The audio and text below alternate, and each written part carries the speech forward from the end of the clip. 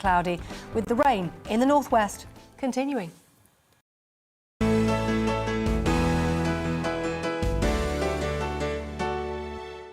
You're watching GB News live across the UK and the world on our digital stream. GB News is Britain's news channel. We are the UK's home of discussion and debate from all perspectives. We are here for you. Don't forget to join our YouTube community by clicking on that subscribe button.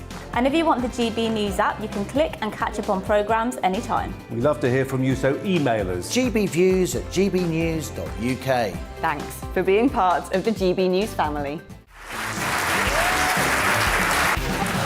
My name is Andrew Doyle. Join me every Sunday evening at 7 p.m. for Free Speech Nation. This is a show where we address current affairs and news stories of the week with the help of two wonderful comedian panellists. I brought in comics because I want to give it a lighter edge, and also they work for less. See you there.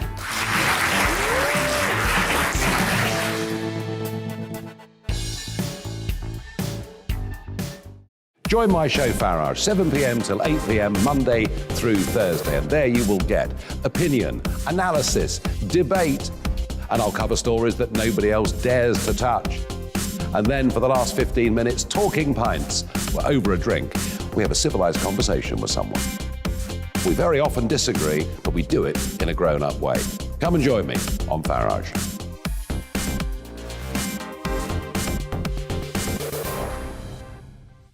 I'm Colin Brazier. I've reported from more than 70 countries around the world, covered wars from Afghanistan to Iraq, from Lebanon to the Balkans. I'm trying to bring that experience, that feel for events, to the studio. And something else, I'm ready to give an opinion. Today's stories with a spark. Brazier from 8 p.m. weekdays on GB News.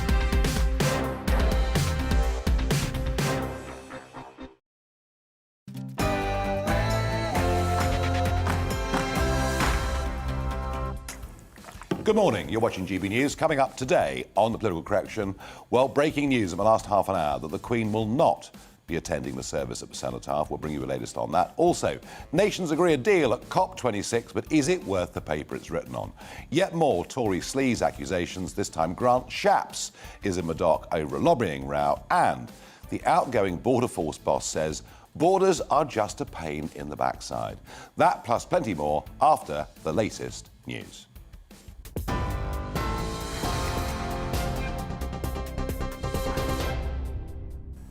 I'm Amelia Harper. This is your news at 10 o'clock.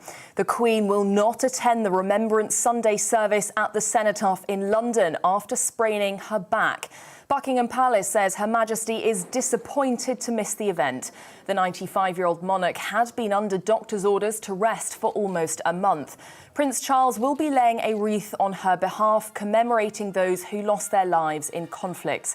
Veterans anticipate a poignant remembrance service as this year's event returns to full size after the pandemic. Royal commentator Robert Jobson has told GB News this would have been a difficult decision for Her Majesty.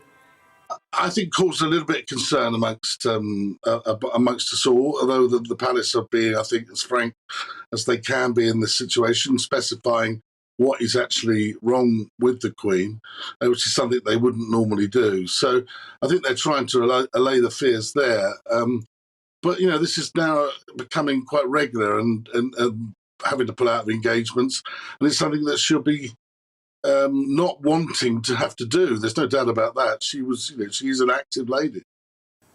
An agreement aiming to limit dangerous climate warming has been reached at COP26 with a historic move against coal.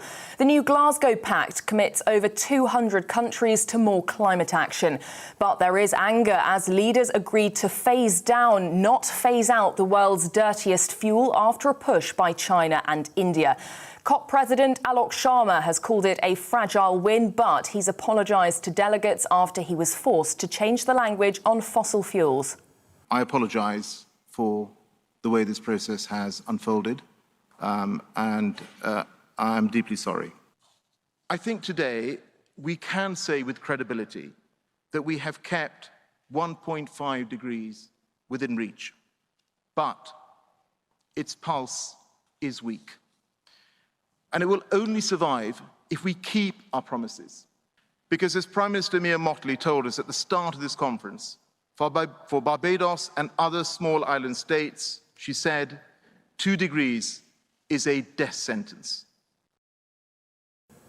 A man's been charged with murder and attempted murder after a double stabbing in Brentford in West London.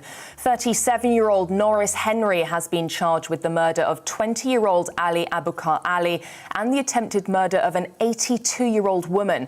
She remains in a serious condition in hospital, but her injuries aren't thought to be life-threatening. He's due to appear before Uxbridge Magistrates Court on Monday. Over 2 million people in England have received their COVID-19 booster jab in the last week. NHS England says 2.1 million boosters were delivered between the 6th and 12th of November. That's an increase on the 1.7 million given out during the previous one. It means more than 10 million people in England have received their 3rd jab since the programme began. And Parliament is due to discuss new protest measures that could see Insulate Britain demonstrators jailed for causing major disruption. Under the changes to be discussed tomorrow, the activists could face 6 months behind bars and issued with an unlimited fine. The Home Office says the current maximum fine of £1,000 is no longer an adequate deterrent. I'll have more in half an hour. Now it's back to the political correction.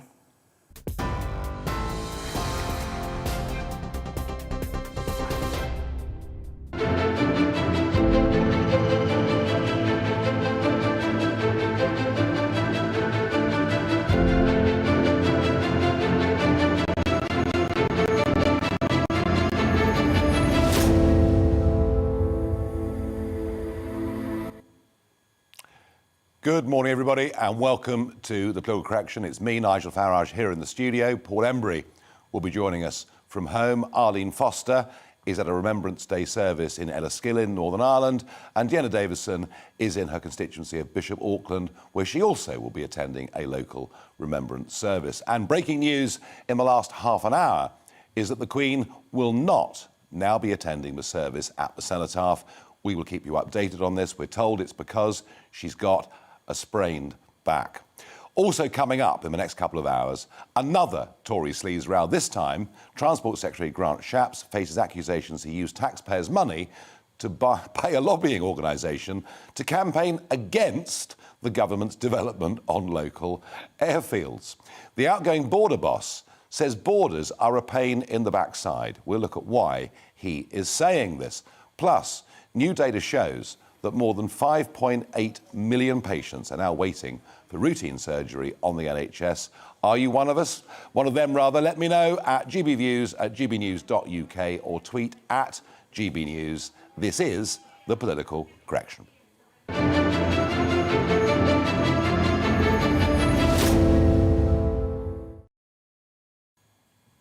Well, in the last half an hour, we've learned that the Queen will not be attending the service at the Cenotaph, and we can go live now to our reporter, Alice Porter, to get some reaction to this. Alice, what can you tell us?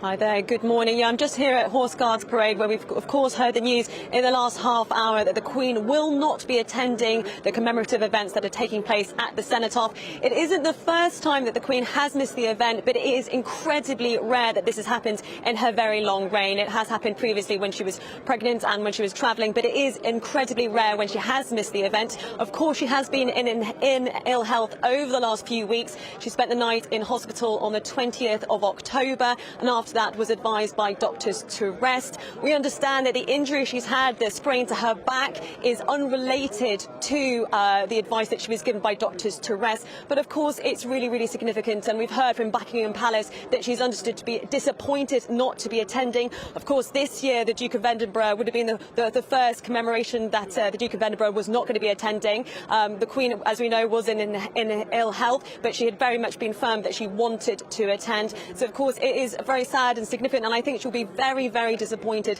not to be here today because, of course, last year the march past wasn't able to take place in all its glory, and all the veterans who normally come together weren't able to take part in that march. So this year was going to be very, very significant as people came together who weren't able to share their tributes to people who have lost their lives in war over the last 2 years. So this year was going to be a particularly memorable one, and of course it is very, very sad that Her Majesty will not be joining here today. But of course other members of the royal family will be. Prince Charles will be laying a wreath in her honour, as he has done since 2017.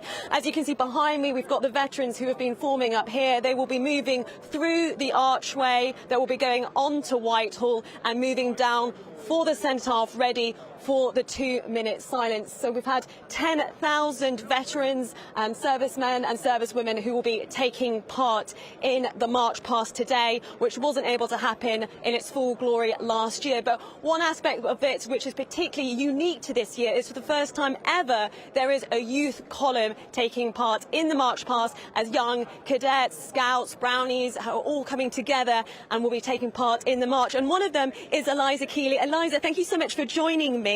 Tell me, which group have you come from today? Church Lads and Church Girls Brigade. Okay, and tell me, what do you do in your brigade? We do badge work and have lots of fun. Lots of fun, and I can tell you've got quite a significant badge there. Tell me, whose badge is that? So it's my great-great-granddad Richard Thornton's badge medal from World War I. And he fought that, and then this here is he helped start up the British Legion in Longridge, and so this is his 50th year of service to the British Legion badge. How wonderful. So you're wearing your great-great-grandfather's medal from World War I, did you say? Absolutely incredible. And we've got a picture of him here. Let's hold him up. Look at that. What a wonderful picture. So you're going to be, are you sort of very much sort of marching in his honour? Yeah, and also in the honour of everyone else and the people who lost their lives for our world to be how it is today. And how are you feeling about taking part in the march? I mean, this year it's really significant to have the first time ever to have young people involved in this way. How are you feeling about it? Very, very honoured and excited. And tell me, how have you been practicing your march? What are you going to be doing? Talk me through what will actually be happening when you pass the cenotaph. I think we're going to do eyes right. We've been practicing our marching in the hall where we meet, and then the last night we got to go outside to practice, which was very cool.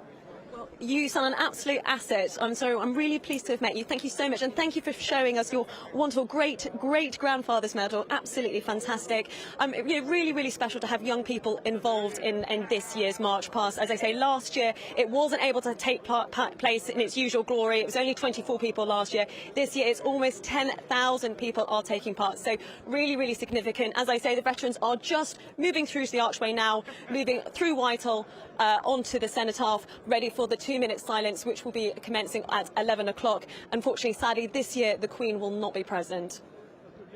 Thank you very much indeed for that report. Well, that brought back memories of being in the Cubs and doing Remembrance Sunday parades and marches. And, of course, that's the point about Remembrance, isn't it? This isn't just about those that fought, served, died in the Army, Air Force and Navy. It's much more than that. It's a commemoration of civilians that were killed, and even organisations like the Merchant Marine, who lost 30,000 people in World War II. So it is something that brings together the whole community. And I think there'll be many millions of people this morning somewhat shocked that the Queen, having said she would be there on Thursday, isn't going to be. More on that as the next couple of hours develops. Now, a deal has been agreed between the nations attending the COP26 summit in Glasgow. Countries have agreed to strengthen their emission-cutting targets for 2030 in a bid to keep global temperatures rising by 1.5 degrees. They also signed up to the phased-down use of coal. However, President of the event, Alok Sharma, was close to tears last night as he apologised for the deal falling short of ending the use of coal altogether. Let's have a look. I apologise for the way this process has unfolded, and I'm deeply sorry. I think today we can say with credibility that we have kept 1.5 degrees within reach, but its pulse is weak. And it will only survive if we keep our promises. Because as Prime Minister Mia Mottley told us at the start of this conference, For Barbados and other small island states, she said, 2 degrees is a death sentence. Well, there was Alok Sharma, close to tears. Let's go to our reporter, Davy Donaldson in Glasgow. Davy, good morning. It's the end of a fortnight, one of the biggest events that's ever taken place, international events in the United Kingdom. And yes, we get this sort of last-minute, after-hours declaration, but is it actually worth a row of beans? Well, that is a good question. Certainly in terms of the toing and froing and people meeting yesterday and trying to sort this deal out, you know, that was ongoing. We thought it was going to be done on Friday night. It wasn't. It dragged into Saturday. There was a different draft and various things came out of it. Coal, I suppose, is one of the decent things that has come out of it in terms of, you know, getting rid of that as fossil fuel. So that's certainly something positive. However, when you look through the comments from the various nations and activists and everyone else, you would have to say that perhaps not enough was done. Not enough was agreed. We had all this grand ceremony and for 2 weeks, toing and froing, and then at the end of it, do we have something that's going to make a huge change for climate change? Then the answer is probably not enough, you know, not enough being done. So, I mean, just to run you through some of the comments here, the UN Secretary General, Antonio Guterres, says the world must go into an emergency mode on climate change as the agreement doesn't go far enough. So Greta Thunberg's obviously had her say, no surprise there, blah, blah, blah, as ever. However, she says the real work continues outside these halls and we will never give up, not ever. So, yeah, a few things there that have been said, but yeah, I mean, it also goes on. Lars Koch, who's a policy director for the charity Action Aid, says it was disappointing that only coal was mentioned. Sarah Shaw, Friends of the Earth International, said the outcome was nothing less than a scandal.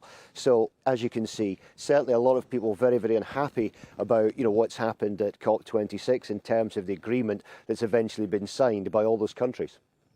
No, absolutely, Davey. I think there'll be disappointment from many, many people, and thank you for staying with it for the last fortnight, which seems almost hard to believe. Well done, you. Well, look, you know, this nonsense that Alok Sharma was talking, I mean, how on earth are they going to phase out the use of coal? You would think, to listen to the narrative, that the world isn't using coal anymore. But let me give you some figures. This year, China will burn 4 billion tonnes of coal. Yes, 4 billion tonnes of coal. And India will burn 1 billion tonnes of coal.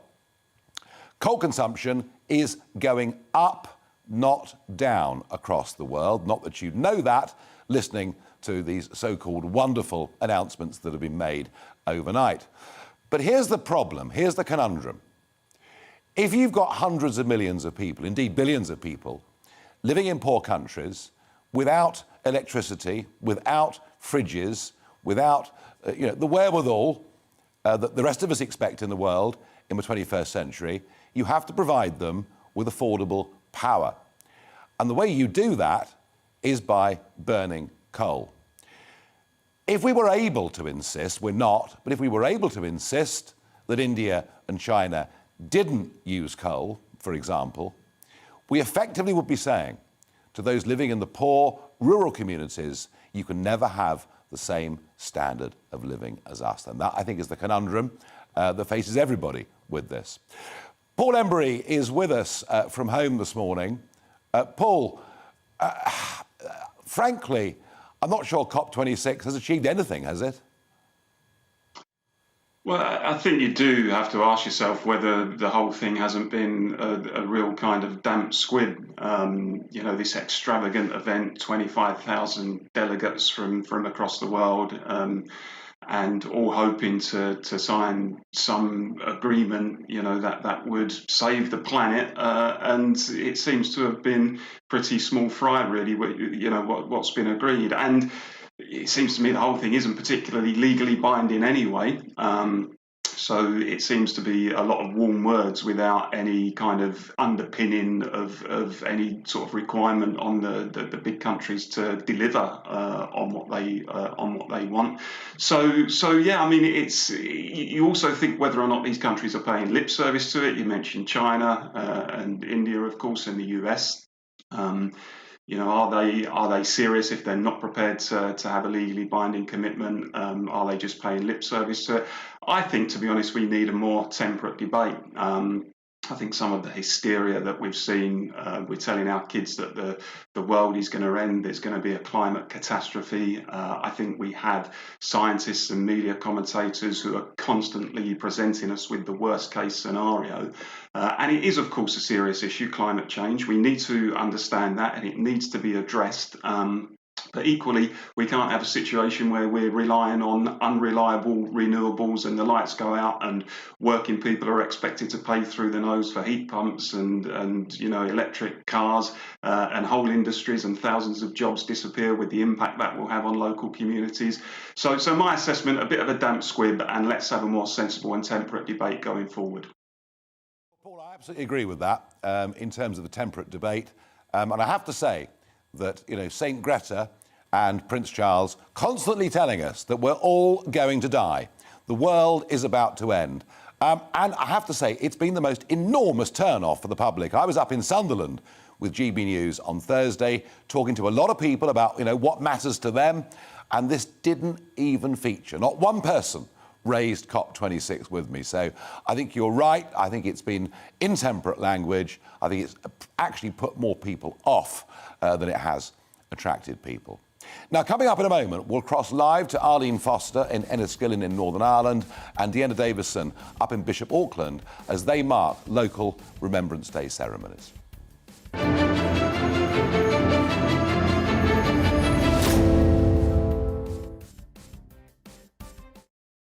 You're watching GB News live across the UK and the world on our digital stream. GB News is Britain's news channel. We are the UK's home of discussion and debate from all perspectives. We are here for you. Don't forget to join our YouTube community by clicking on that subscribe button.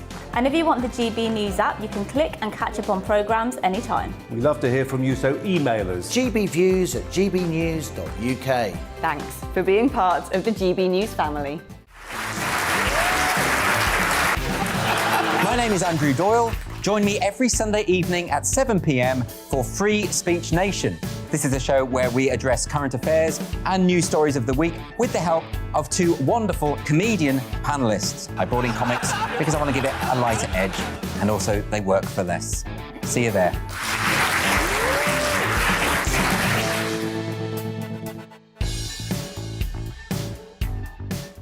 Join my show Farage, 7 p.m. till 8 p.m. Monday through Thursday, and there you will get opinion, analysis, debate, and I'll cover stories that nobody else dares to touch. And then for the last 15 minutes, talking pints. We're over a drink. We have a civilised conversation with someone. We very often disagree, but we do it in a grown-up way. Come and join me on Farage.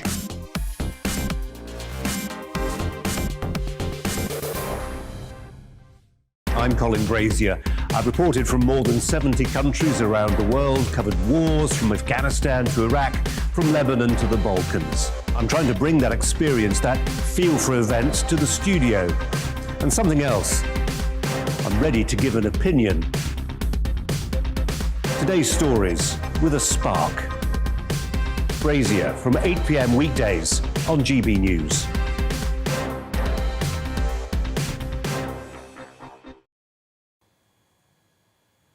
Yeah, sure.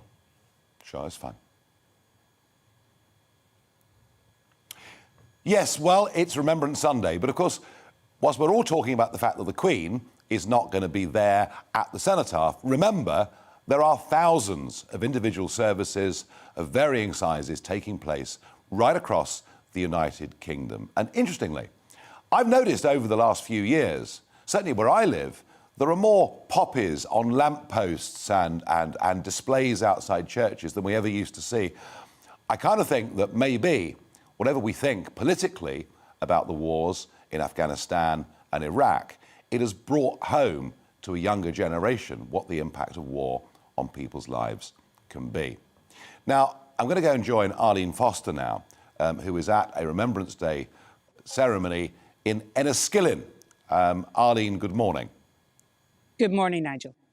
And of course, we're not just remembering, are we, the First and Second World War and all of the conflicts that have taken place since.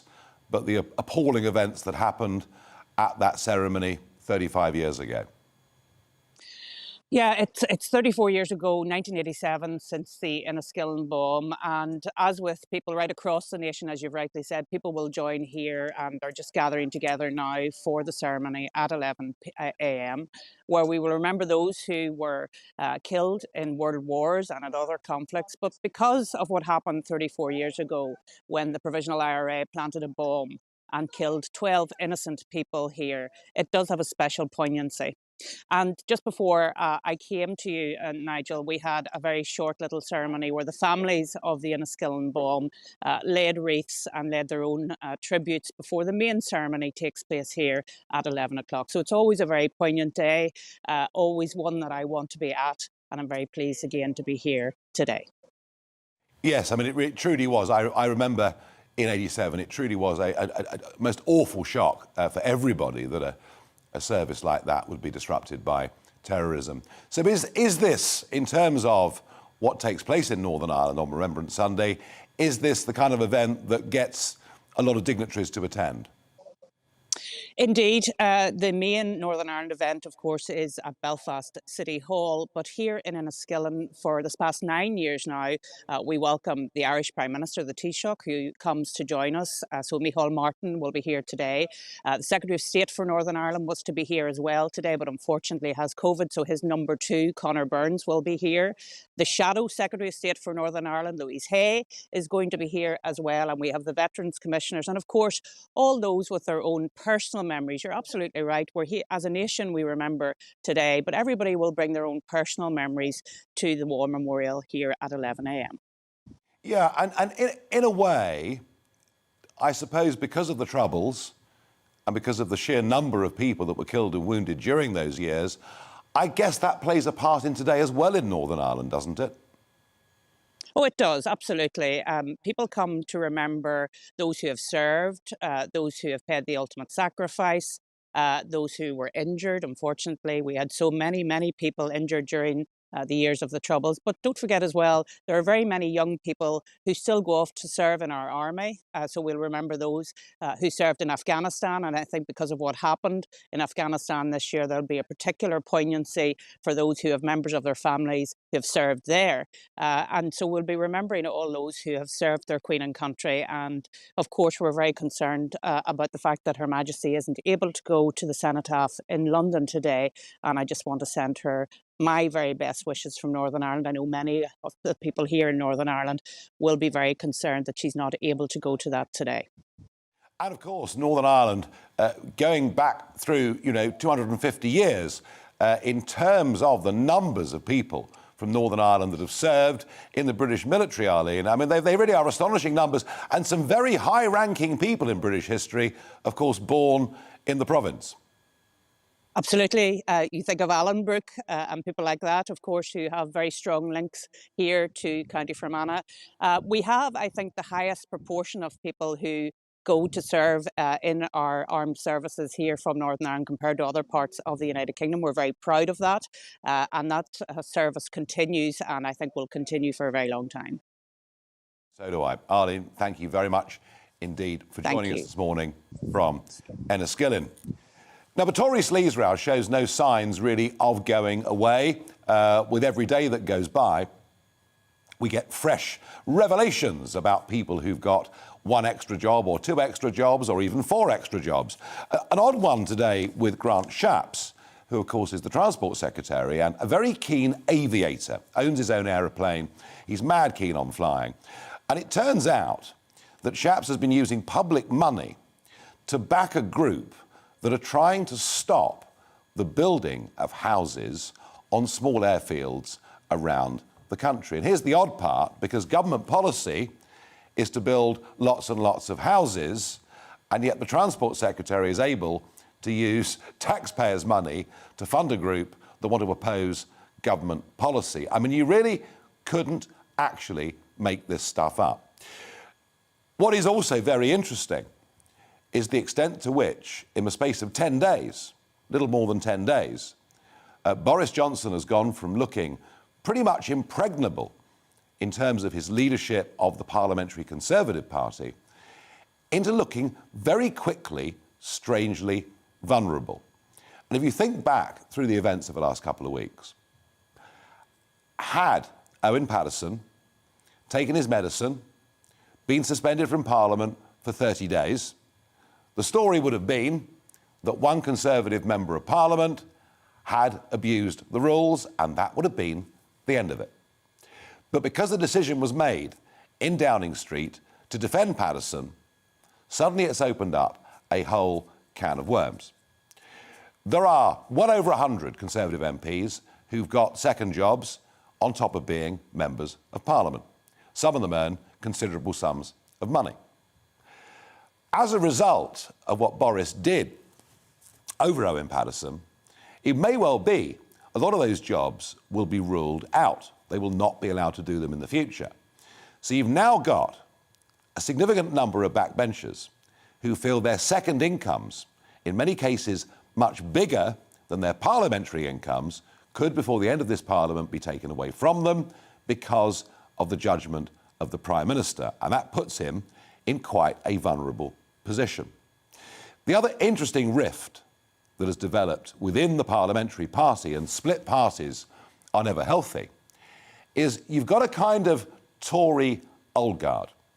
These are members of Parliament who represent the shires, members of Parliament often with thumping majorities of 20,000, 25,000. I mean, you could almost argue that they're members of Parliament for what are effectively rotten boroughs, because there is no chance of any other party threatening to win the seat from them. So they don't really, if they don't want to, have to work very hard. And those MPs are the ones who tend to have the lucrative second jobs. Those MPs are the ones that tend to spend quite a lot of hours doing second jobs. And they kind of take it that it's their right to be able to do so. Then against that, what you've got are the 2019 intake. And that's an intake of very different people. Far fewer of them who have gone to private schools. Far fewer of them who've come from families with money. Far fewer of them who've grown up on farms or in the shires. And these are young, much younger people who've got into Parliament and who know that their majorities are kind of on a knife edge and want nothing to do with the whole concept of second jobs. And so there's a big split emerging within the Conservatives between the 2019 intake and the old guard. Paul Embry, this just isn't going away, is it?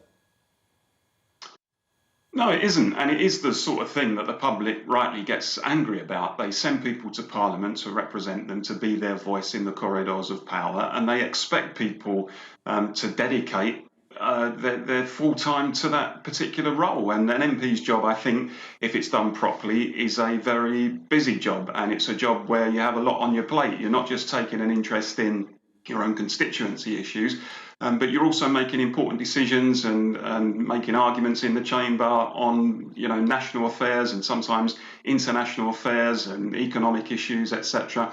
And people want their MPs to be diligent and they want their MPs to work hard. Now, I don't necessarily think that people are opposed to MPs having second jobs per se, but they certainly don't believe that work should encroach in any way on their primary role. Now, I don't think necessarily there needs to be a ban on second jobs. I think certainly there should be a ban on directorships and consultancies, because I think that has the very real capacity to give rise to conflicts of interests, as we've seen most recently with the Owen Paterson case. But I think other second jobs are probably permissible, but I do think we probably need to have a debate about whether there should be a ceiling on the number of hours that MPs should work in second jobs, a ceiling possibly on the earnings that they get through second jobs, and also perhaps the nature of those second jobs. We're told by a lot of MPs, well, we have to have these jobs as directors on boards because it keeps us in touch with the real world. Well,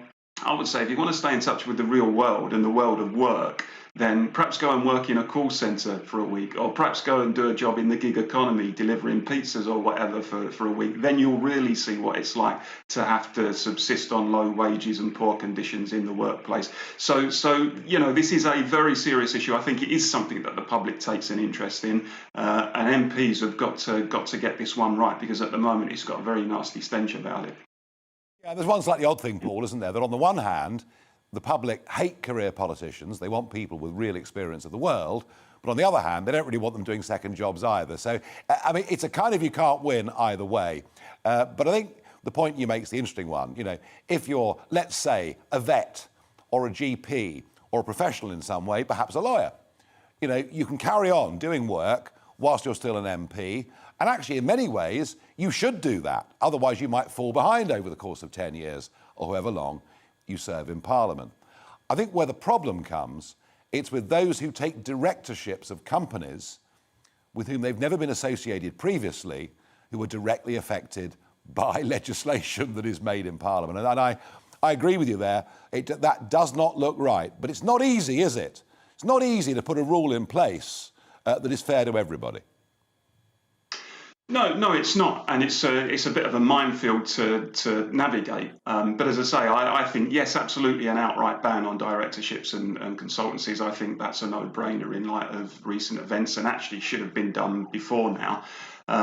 And you know, I think, as I say, I think most members of the public will say, okay, you know, we're not calling for a ban on second jobs per se, but if we believe that actually it's impacting on your ability to do your primary role as my representative in Parliament, and if we see you earning, you know, millions of pounds, as has been reported in some cases recently, then actually that means probably by definition you're devoting more time to your second role than you are to your first. So I think very seriously we need to consider that ceiling on hours worked in second jobs. And accrued in second jobs. And, you know, if MPs then want to go and be a GP or a nurse or do a little bit of media work, or as I say, you know, I think it would be better working in a call centre or something like that to get a flavour of the real world, then let them do it. But you know, it's an honour and a vocation to be elected to represent thousands of people in the corridors of power. And you do think sometimes with the apparent amount of time some MPs are devoting to their second jobs, whether or not they see it in that way. But they should see it in that way, and we should hold them to account for it. Well, I think increasingly we are, and it's causing Boris Johnson a major problem. Now, we're off now to Bishop Auckland to speak to Deanna Davison. It's her constituency, of course. Deanna, good morning. Morning, Nigel. How are you? Very well. I was saying a few moments ago that what happens at the cenotaph, very important though it is, as a national focus of commemoration, there are services happening, thousands of them, all over the country. So please tell us what's happening in Bishop Auckland this morning. Well, across the whole constituency, there are tons of services going on, but I'm here today actually in Bishop Auckland. You can see St Anne's Church behind me, and over this way you can see hundreds of people gathering near the cenotaph ready for the actual ceremony to start. There's going to be a procession of those in the armed forces and in kind of other public services who are going to be coming down the main high street to join us, and then we'll be laying our wreaths at the cenotaph, going into the church for a service, a few readings from some of the sort of local stakeholders. But I think the thing that I always find the most moving is how many members of the public turn out for these events, and I think it goes to show how important these remembrance events are, you know, even so far away from when those wars happened, just to really show our thanks to all of those troops and brave servicemen who gave their lives so that we could be here today with the freedoms that we're really privileged to enjoy. It does seem to be remarkably strong in the northeast of England, because I was in Sunderland on Thursday, and the point they were making is that the service in Sunderland is the second biggest in the whole of the country after the cenotaph. So clearly, Deanna, in communities such as yours there, today really matters. It really does matter, and again, you know, it just goes to show the number of people who are gathered here, and I know that's happening right across the constituency. I've got representatives in Spennymoor and Shildon and in Barnard Castle too, where we're seeing similar numbers. These really do matter. It's a chance for people to come together to really pay their respects to, you know, servicemen who fell, but also to all our serving servicemen as well, who, you know, do such a good job to really keep us safe and to preserve the security of our nation. But yeah, it's great to see so many people gathered together, and I think I better go into the church, so I'm getting a look from over here. No, look, we mustn't stop you. Please, Deanna, you must go and do your duty. Thank you for joining us this morning. After the break, in a moment, Alistair Stewart joins me to talk about what Remembrance Sunday means to him.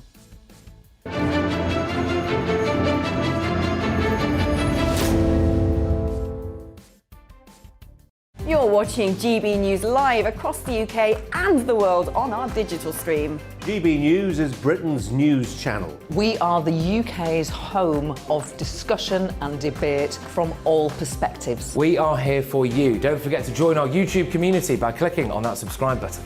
And if you want the GB News app, you can click and catch up on programmes anytime. We love to hear from you, so email us. gbviews@gbnews.uk. Thanks for being part of the GB News family. My name is Andrew Doyle. Join me every Sunday evening at 7 p.m. for Free Speech Nation. This is a show where we address current affairs and news stories of the week with the help of two wonderful comedian panellists. I brought in comics because I want to give it a lighter edge, and also they work for less. See you there.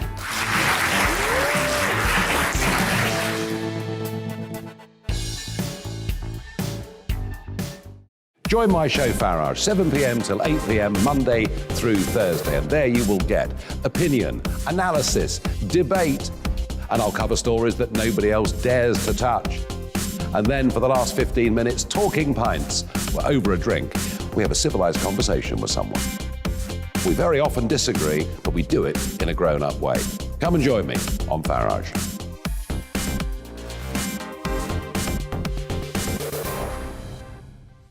I'm Colin Brazier. I've reported from more than 70 countries around the world, covered wars from Afghanistan to Iraq, from Lebanon to the Balkans. I'm trying to bring that experience, that feel for events, to the studio. And something else. I'm ready to give an opinion. Today's stories with a spark. Brazier from 8 p.m. weekdays on GB News.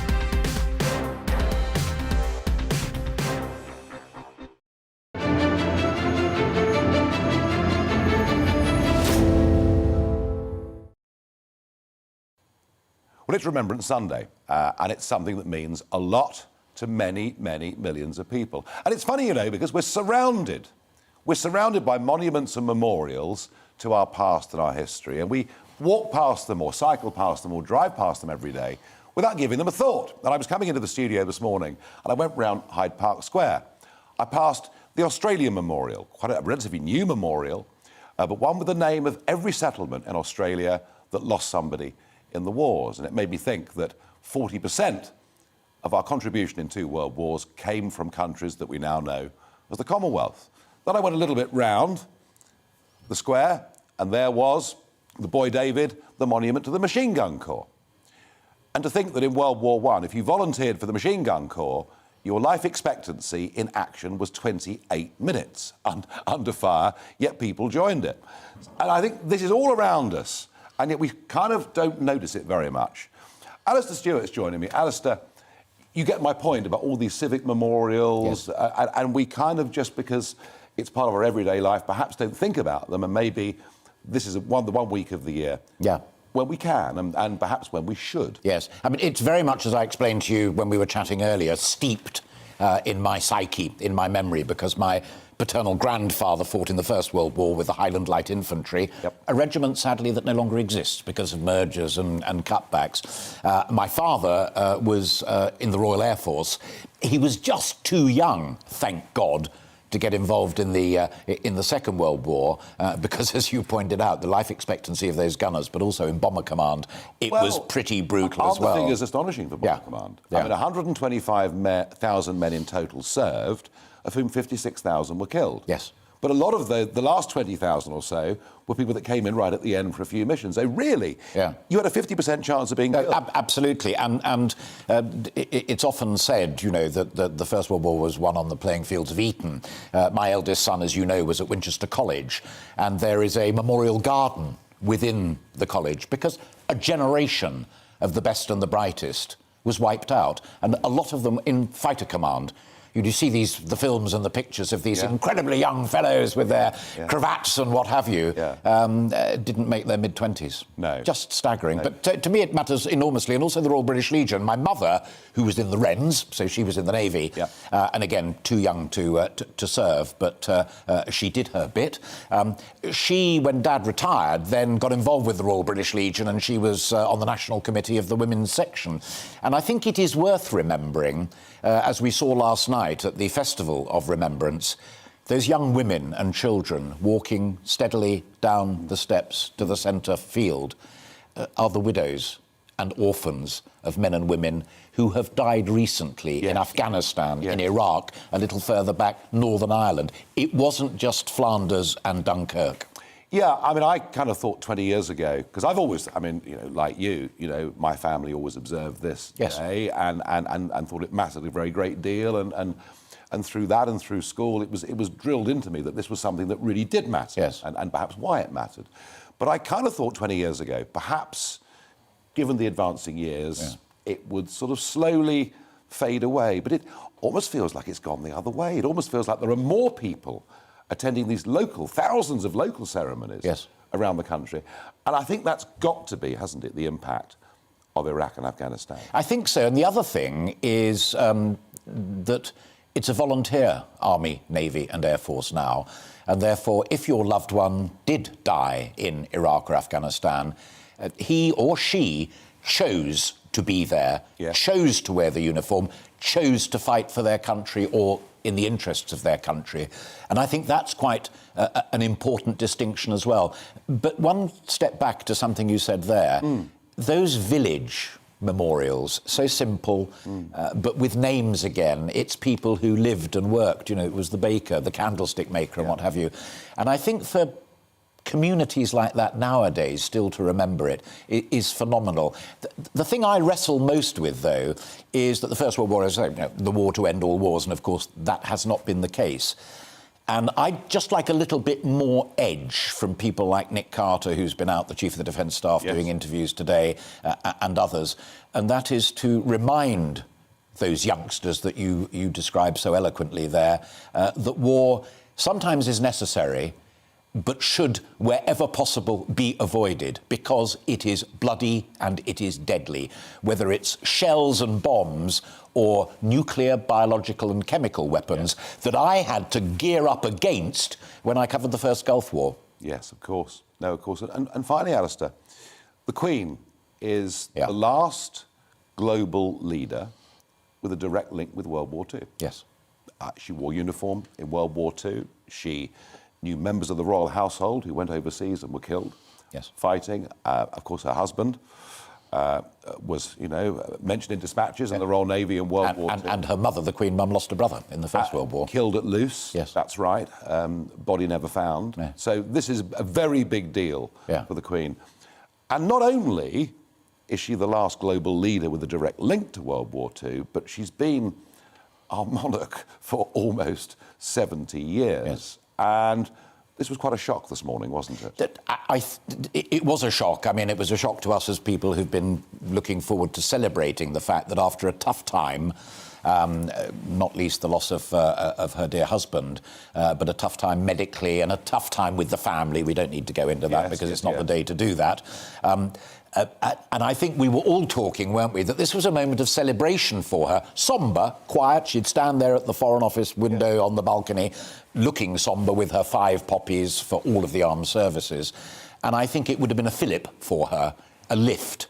And I think it is genuinely very, very sad. And I hope and pray that it is literally just she's strained her back or something like that, because the courtiers have got to be straight with us about what's happening. They weren't last time with the hospital and the tests, and that was outrageous. I hope it is straight. I hope she recovers, but she is a woman of an age. She's 95. Absolutely. Alistair, thank you for coming on and sharing your thoughts on this very important day. Thank you, Nigel. Paul Embry joins us. Paul, how do you reflect upon Remembrance Sunday? Well, I mean, I always observe the 2-minute silence. The village where I live has a fantastic turnout at the War Memorial, and I think you're right. There is almost a resurgence of Remembrance Day, and I attribute that largely, as you said, to what's happened in Iraq and Afghanistan. And what I also think, Nigel, is it's a reminder, really, of what the older generation has got to offer us, because I think we live in a world today where we're almost obsessed with youth, and we have a bit of a cult of youth, and we kind of attribute to young people this great wisdom and foresight. And of course, you have to take on board what young people are telling you and what their concerns are. But I think we often do that, and we dismiss the views and the experiences. We often talk today about lived experience, don't we? That's the phrase. And we dismiss the lived experience of the older generation and often treat them with contempt. And we should be a little bit more humble about it, because these people have been through experiences and seen things, witnessed things that nobody should ever have to go through, those people who have been to war and seen comrades killed, etc. So I think, it reminds me that we should be a little bit more humble and reflective in the company of the elderly generation, and to listen a little bit more to their views and opinions and their experiences, because they have an enormous amount to offer us still. Yes, and of course the World War II generation, now reaching an age where their numbers are dwindling pretty fast, and those that served in World War II, if you meet them now, they're likely to be 97 or 98 or something like that. So it's something that is beginning to slip beyond direct human recollection. And maybe, Paul, that's why Captain Tom Moore last year, Burma veteran, who was doing the walks around his garden in the run-up to his 100th birthday, maybe that's why he became such a sensation, that it linked us to a time, one of the last living links for young people with something they're not going to be able to experience for much longer. Yeah, and I think those memories are slipping away a little bit. I mean, when I was at school, secondary school, 2 of my teachers fought in the Second World War, and I was honoured to have conversations with them about that. But so many of those people have now died away. And I was thinking the other day, actually, if you were a young serviceman who started at the beginning of the war in 1939. And you were called up in 1939, you'd be over 100 today. I don't think there's probably anyone who's less than 100 who was there at the outbreak of war, serving in the military. And really it tells us something about how long ago it now was. But we must never forget it. And, I think Alistair talked about the war memorials and how moving they are, and how it's important that we maintain monuments like that. I'd also give a plug, I think, Nigel, to the Commonwealth War Graves Commission. I, on a couple of occasions, have visited the grave of a relative, great-great-uncle, who died in the First World War, and he's buried at Bethune Cemetery in northern France. And these cemeteries are amazing. They're incredibly well-maintained and immaculate, and the people who carry out that maintenance do a really fantastic job in making sure that those resting places are as peaceful and as tranquil and as immaculate as they can possibly be. So the Commonwealth War Graves Commission do a fantastic job, and we should support them wherever we can. But absolutely, we need to honour it every year, because those people make huge sacrifices for us. Yeah, they do an amazing job, Paul. There's no question about it. And of course, what everyone forgets is we're still finding bodies from the First World War every year. 20 or 30 bodies every year are discovered, and that's either through the plough, or it's through industrial developments or housing developments or whatever it may be. And the astonishing thing now is that a significant number of those that get found are, through modern-day research and DNA, able actually to be named. So there are people, if you can't identify a body, it will go into a grave under a Commonwealth War Graves headstone saying known unto God. But now we're beginning to name people. And just in the last couple of weeks, an officer who was killed at the Battle of Arras has been named, and he's going to be interred with a headstone, who happened to be a Wordsworth, a relation of the poet. So that work, Paul, that you highlight and the amazing condition that those cemeteries are kept in. The remarkable thing is that work's still going on today, and my guess is they'll be finding bodies from the First World War for centuries to come.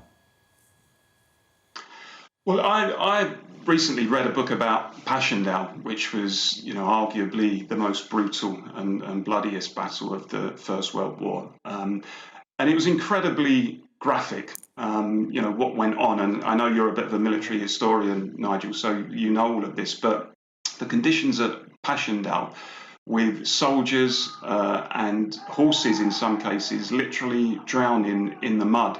And you see nowadays the old grainy black and white photos of Passchendaele where, they've got the duck boards, which was really the only way that you could move around in that environment. But it just reminds you, actually, for all the problems we think we have as the younger generation, and for all the difficulties and challenges that we face in our life, and we're constantly told we've got to check our mental health, and I understand all of that. But actually, when you read in graphic detail the experiences of that generation and the literal horrors that they had to experience, and often, if they were fortunate enough to survive, would come back, often not talk about it. It was the old kind of stiff upper lip thing, get on with life, look forward, keep calm, carry on. It shows incredible fortitude mentally, emotionally for that generation to have done what they did and contributed to our country in that way. So we owe them an enormous amount. Enormously powerful stuff. Enormously very powerful stuff. It really is. In a moment, of course, it'll be 11 o'clock and we'll observe the silence. For now, we'll take a short break.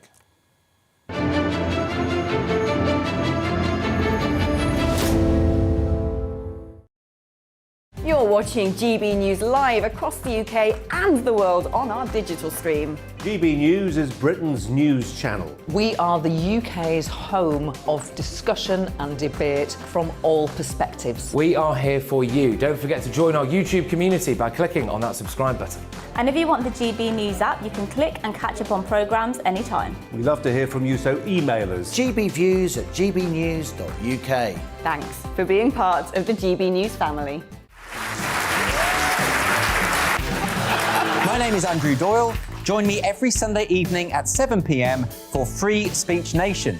This is a show where we address current affairs and news stories of the week with the help of two wonderful comedian panellists. I brought in comics because I want to give it a lighter edge, and also they work for less. See you there.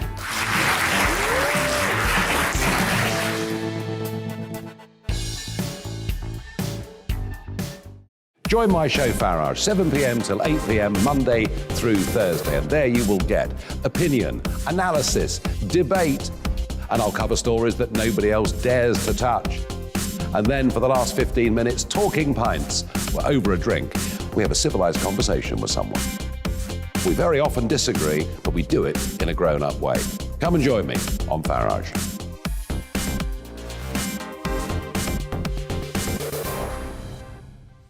I'm Colin Brazier.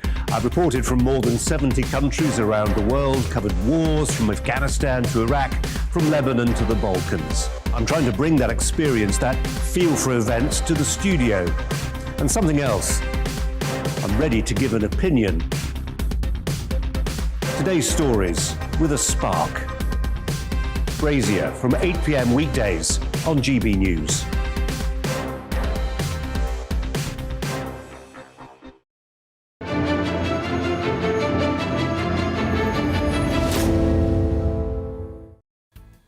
In a few moments, we will, of course, observe the 2-minute silence. Prior to that, some of your thoughts and reactions coming into what we've covered so far today. Carlisle says, watching cenotaph processions, some are in wheelchairs, and I'm thinking, what does this all say about our Queen? Is it not time she stood down after a lifetime of duty and let Prince Charles take up the reins? Well, God bless the Queen, Carlisle says, but I don't think today's the day we should really be discussing that. But the point that Robert Jobson made, who's one of the best of the royal commentators and observers, is the Queen withdrawing from events is now becoming quite a commonplace thing.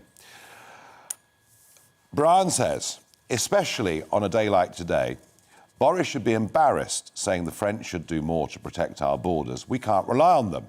If our military and allies didn't fight during 2 world wars, the French would be speaking German and Merkel would be their leader, not Macron.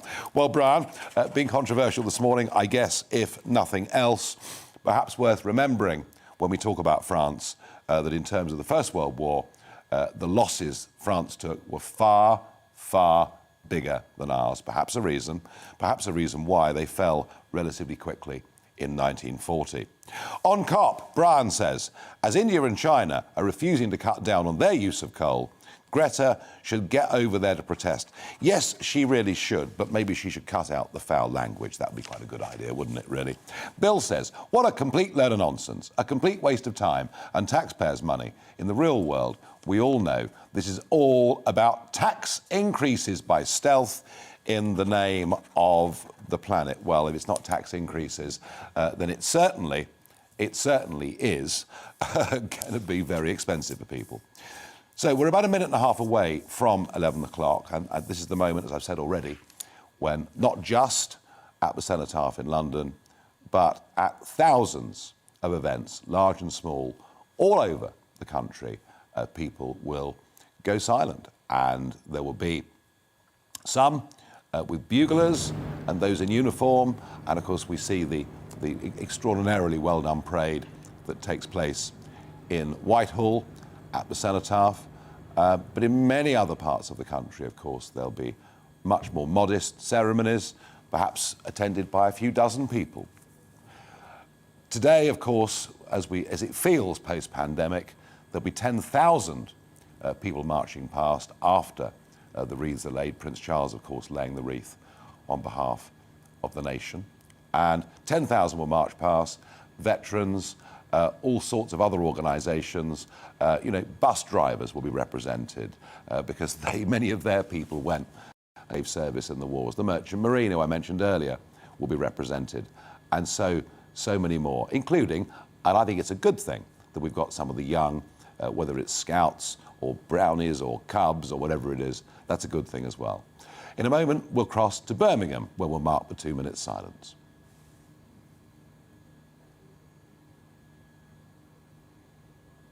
Against nation, neither shall they learn war anymore.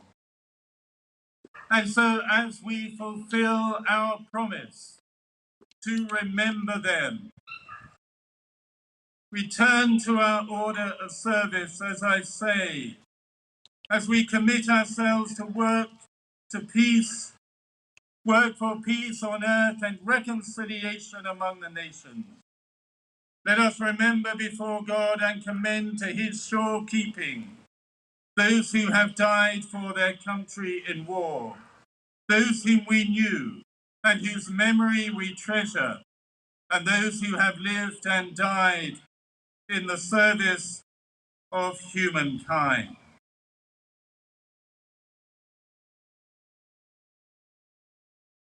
Let us pause for a moment for all those people that sacrificed their lives for us. They shall not grow old as we that are left grow old. Age shall not weary them, nor the years condemn. At the going down of the sun and in the morning, we will remember them. We will remember them.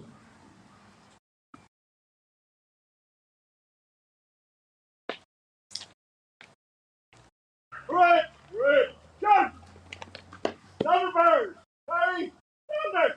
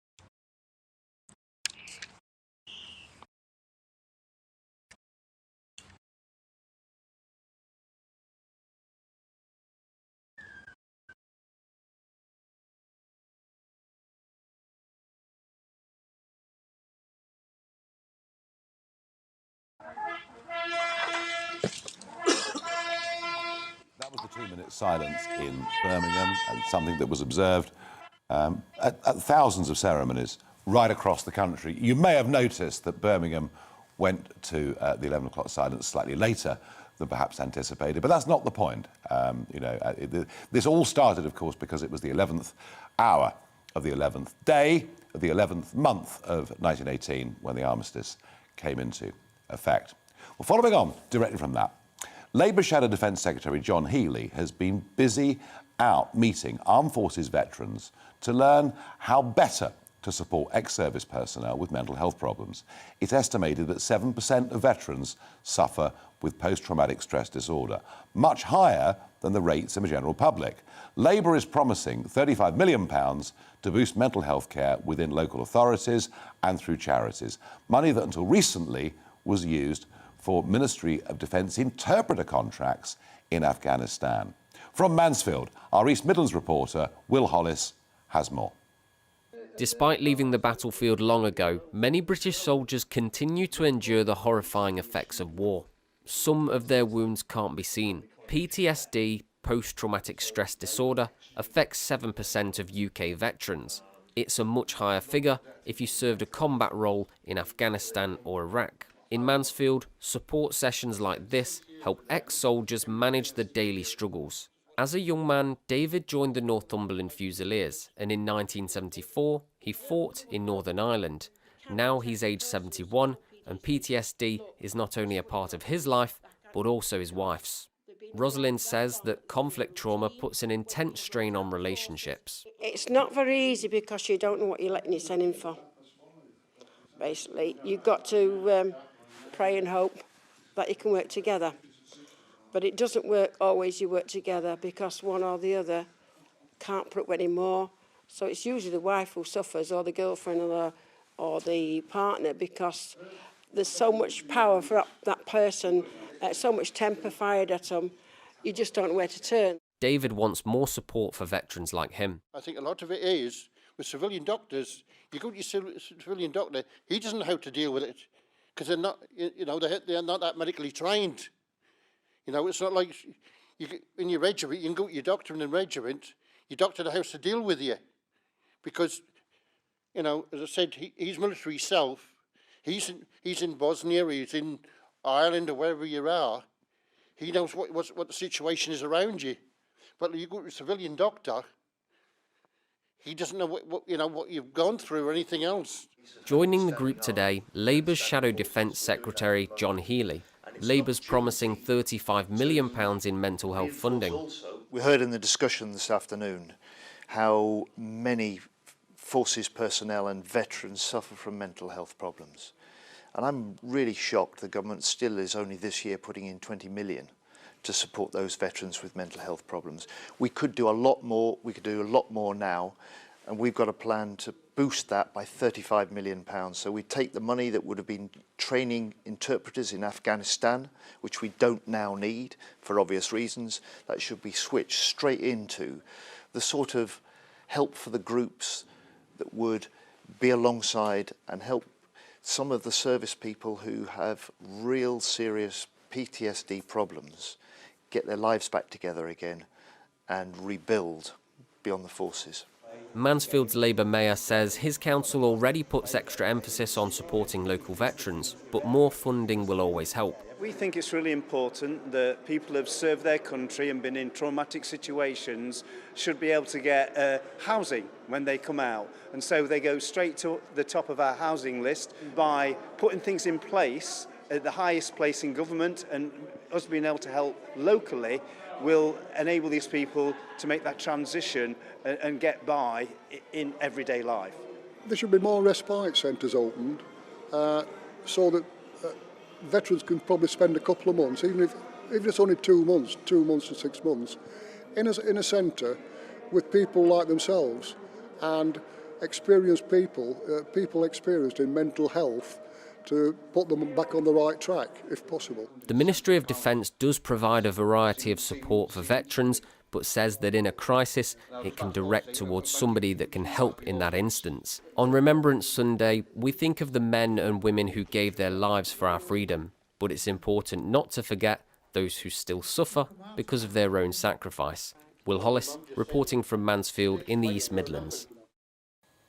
And yes, that's a very important issue because so many people who've been in active service do struggle to reintegrate back into civilian society, and I'm pleased to see the Labour Party actually picking up this cause. I think that's a very good thing indeed.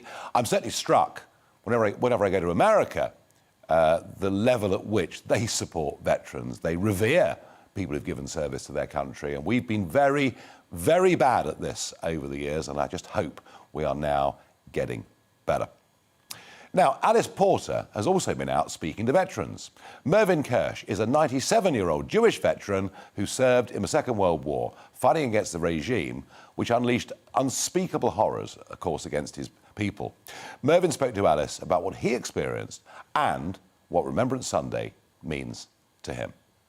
2 weeks before I was 19, I was sent to join a new unit that was being formed in Lancashire, and I was in Yorkshire.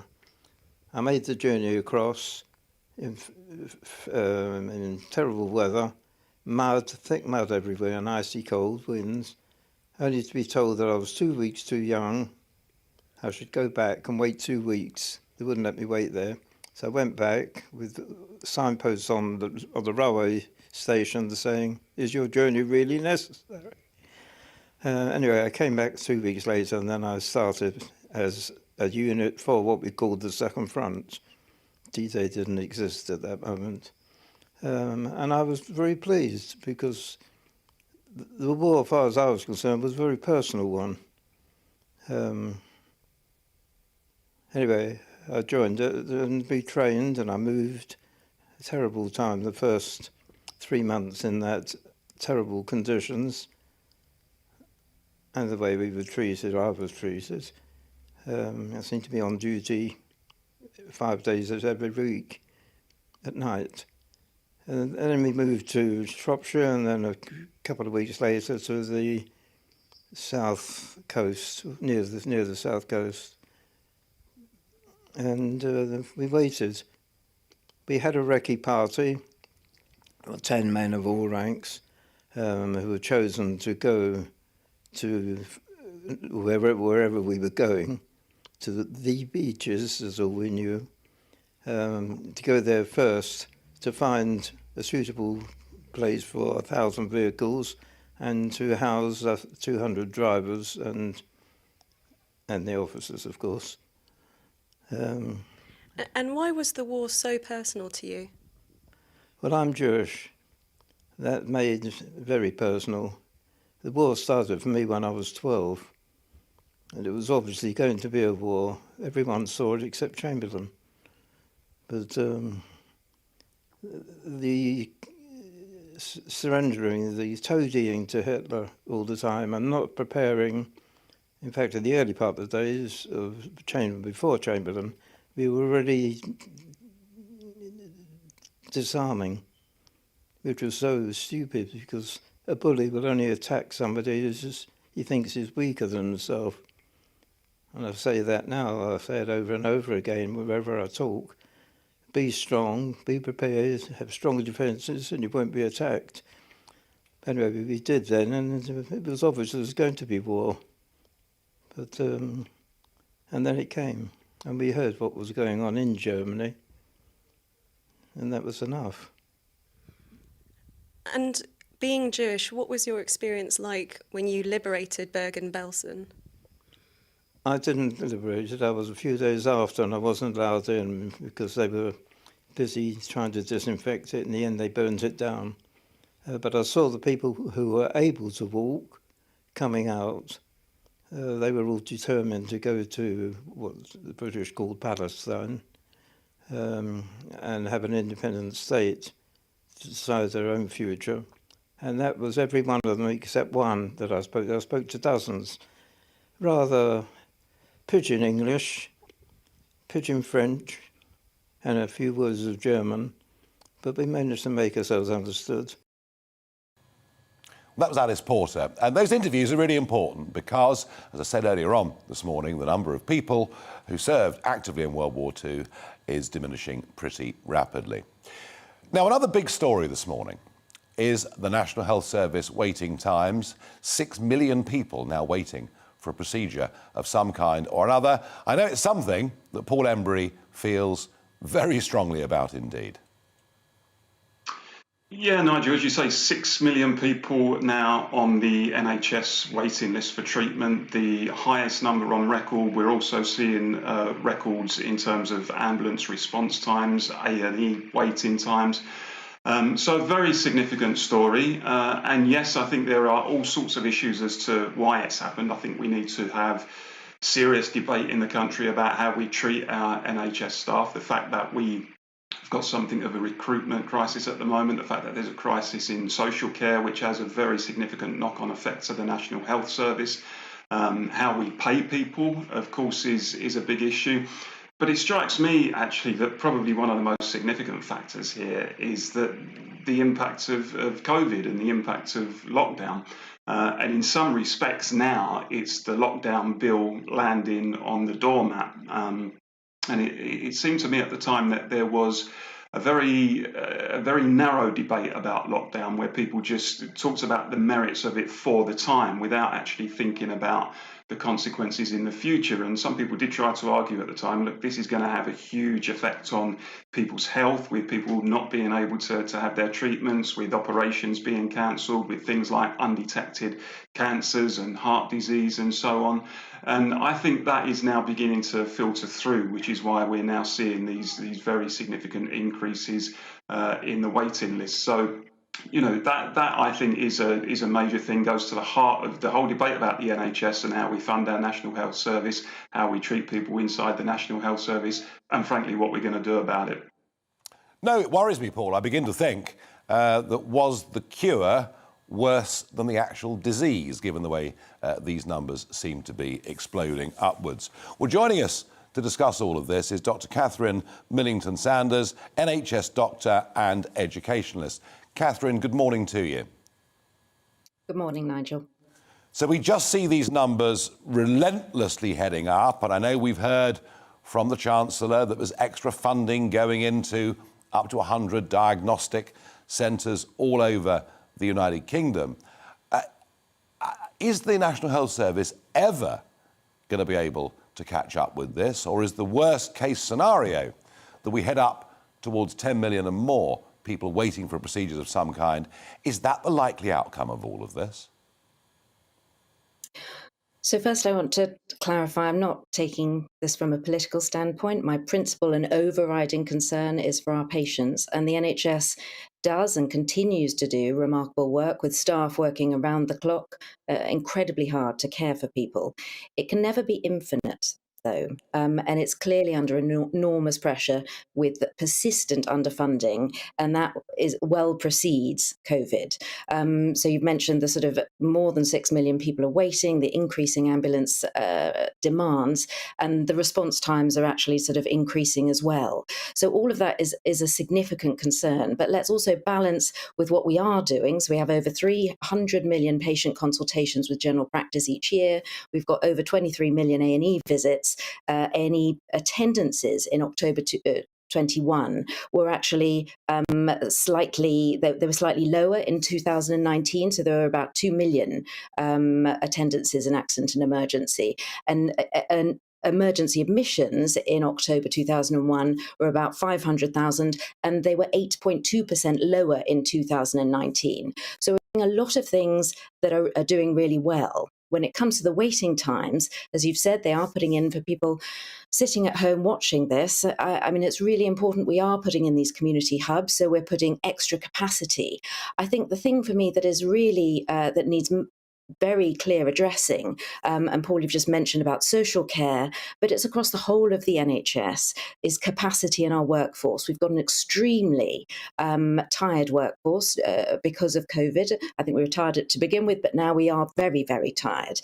And we have chronic workforce shortages that further adds to that pressure. So you've got overstretched staff, and that is going to be our rate limiting factor, because no matter what amount of money we actually put into the NHS currently, if we're not supporting our staff, we're not regenerating our staff and we're not actually increasing our capacity, that becomes very, very difficult. But I think it's your point, now Katherine. is the time for us to invest in that. Katherine, on your point, you make the point about underfunding. That was the word that you used, and you don't want to be political, and nor do I, particularly with this. But isn't the point about NHS funds that actually government spending has increased on the NHS by more than the rate of inflation, and pro rata against what government spends on everything else, there have been huge increases in NHS spending. Isn't to say underfunding, isn't that rather unfair? So when I say underfunding, we have an increasingly ageing population on our hands. We have increasing needs and we've got increasing treatments options that are available. We've got increasing numbers of being able to, of ways of diagnosing things.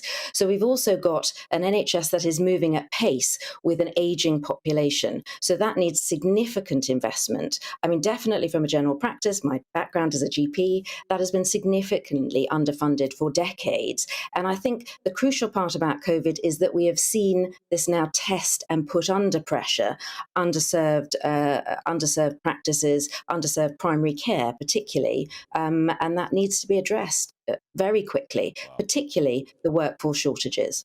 Yeah, I don't think there's any real prospect of this being sorted out soon, is there? Going to need to address it quickly. All right, thank you very much indeed, Katherine Millington Saunders, and making the point there very clearly that, we've got an ageing population. We've also got a rapidly growing population too. In a moment, we'll take a look at whether COP26 is worth the paper it's written on. Is it indeed really flop 26?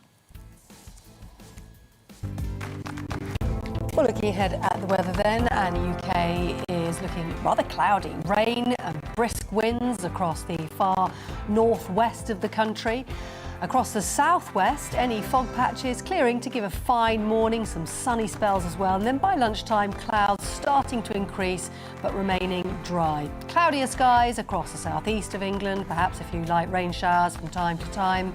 Feeling fairly mild as well for the time of year as temperatures approach 14 degrees Celsius. And then across Wales, fog patches, leaving clear and dry and bright weather. Sunshine developing as well, helping to lift those temperatures to around 13 degrees Celsius. And similar conditions expected across the Midlands today. Fairly grey skies, perhaps a few glimmers of sunshine across northern parts. Staying largely dry, temperatures around 12. Fairly cloudy skies across northern England, especially in the east towards Newcastle. Temperatures there under the cloud only reaching around 11, so feeling a little bit cooler than it did yesterday. And rain heavy at times, continue to move northwestern Scotland. Drier elsewhere though, often cloudy. The best of any sunshine across to the southeast. Highs of around 11 Celsius. And if we can, over to the north of Ireland, a grey day with some low cloud and some little drizzle over the hills. Mild though as temperatures approach the mid-teens. Little change as we head through into the evening. Most areas staying cloudy with the rain in the northwest continuing.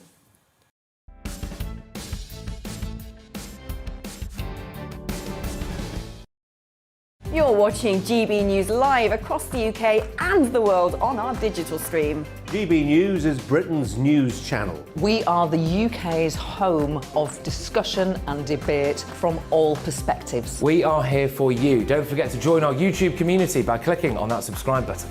And if you want the GB News app, you can click and catch up on programmes anytime. We love to hear from you, so email us. gbviews@gbnews.uk. Thanks for being part of the GB News family. My name is Andrew Doyle. Join me every Sunday evening at 7 p.m. for Free Speech Nation. This is a show where we address current affairs and news stories of the week with the help of two wonderful comedian panellists. I brought in comics because I want to give it a lighter edge, and also they work for less. See you there.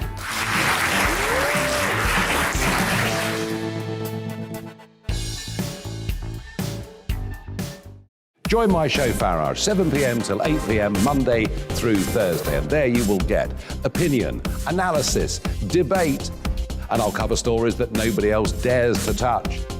And then for the last 15 minutes, talking pints. We're over a drink. We have a civilised conversation with someone. We very often disagree, but we do it in a grown-up way. Come and join me on Farage.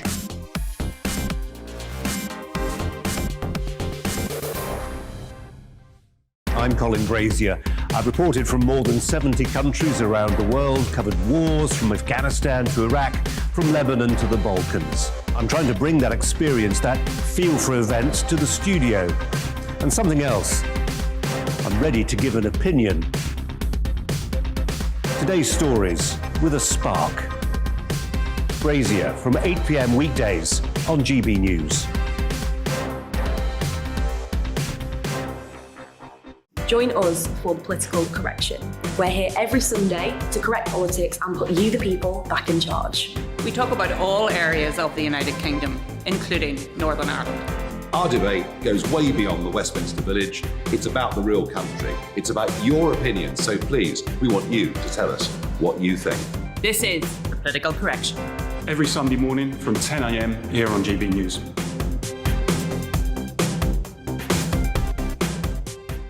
You're watching GB News live across the UK, the world, and our digital stream. GB News is Britain's news channel. We are the UK's home of discussion and debate from all perspectives. We're here for you. Don't forget to join our community by hitting the subscribe button. And download the GB News app so you can click and catch up on programmes anytime. We love to hear from you. Email us at gbviews@gbnews.uk. Thanks for being part of the GB News family.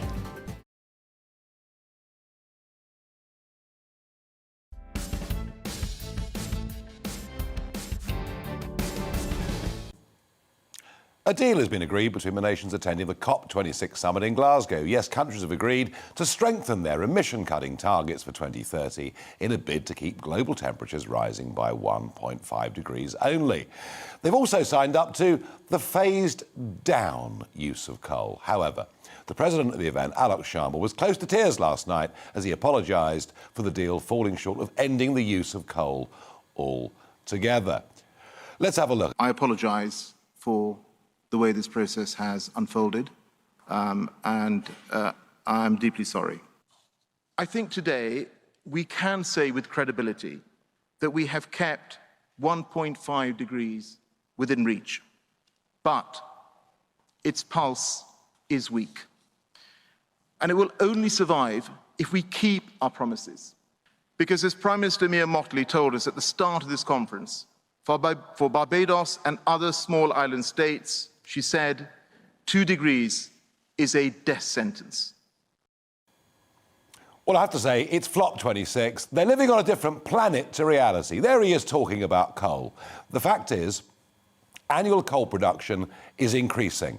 It's projected to increase significantly between now and 2030, and coal usage will increase significantly between now and 2030, whatever they say in Glasgow, whatever Sharma says, or St Greta, or the Prince of Wales. And I'm not saying that emissions aren't important. What I am saying is if you haven't got the most populous nations in the world involved, it doesn't really matter how many people glue themselves to roads, it won't make any difference. Paul, a thought from you, please, on the end of this fortnight of COP26.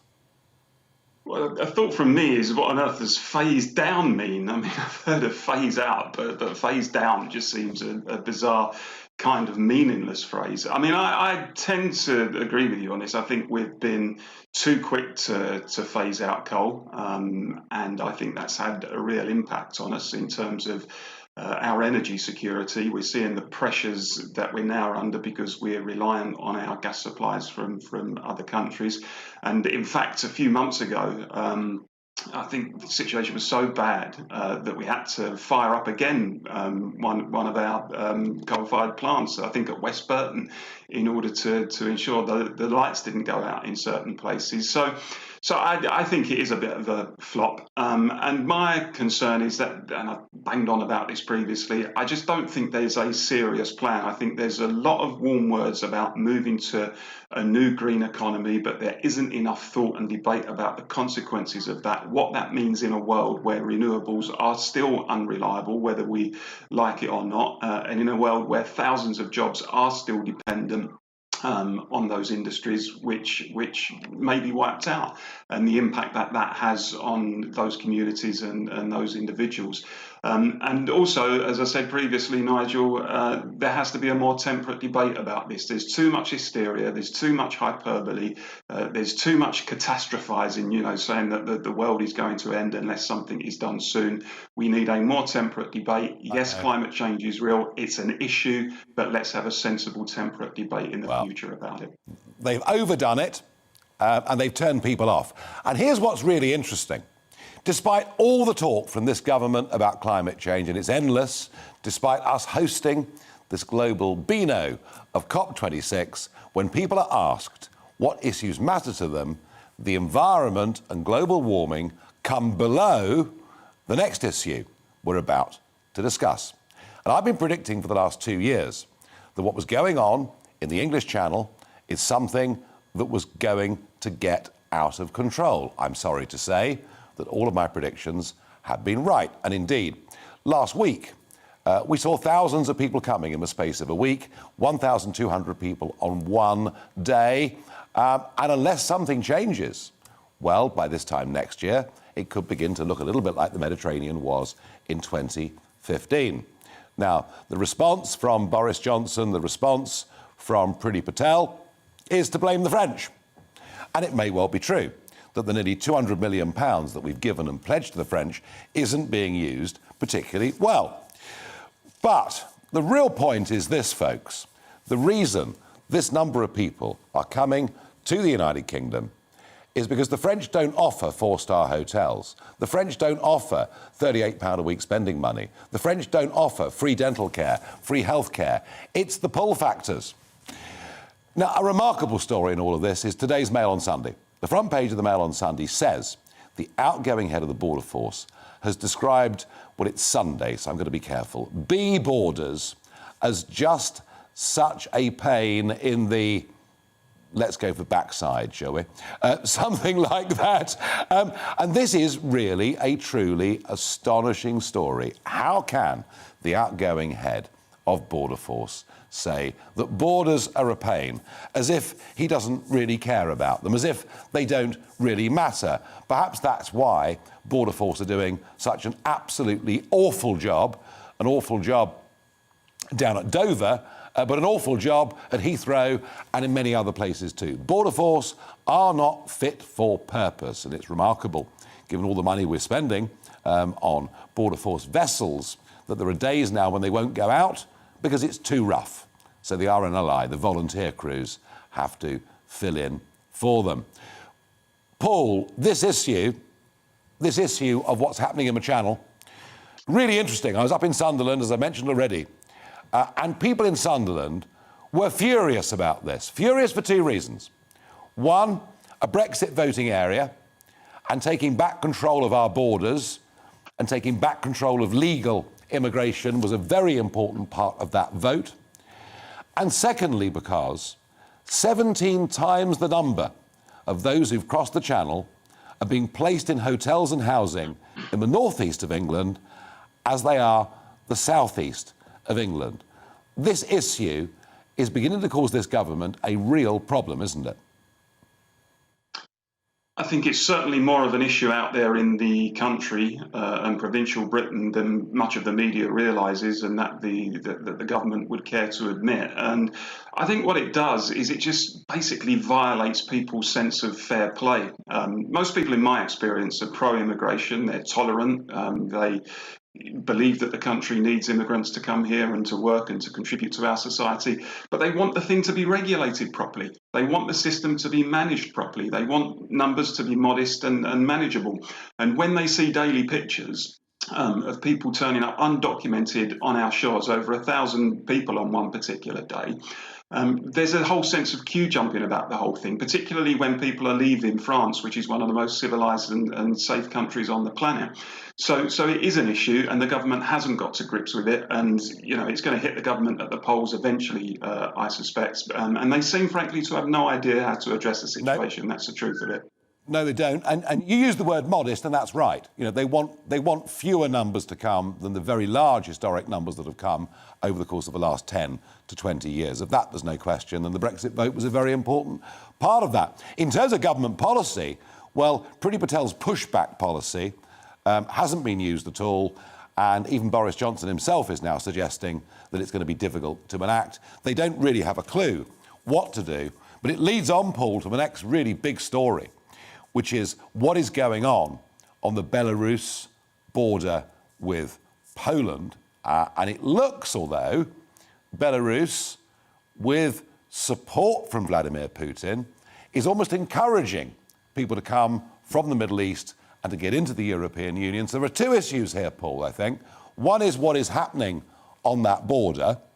And the second is several reports from people who've been at the border where those trying to get into Poland are saying their destination isn't Poland, their destination isn't Germany, their destination is the United Kingdom. So this impacts on us too, doesn't it, potentially?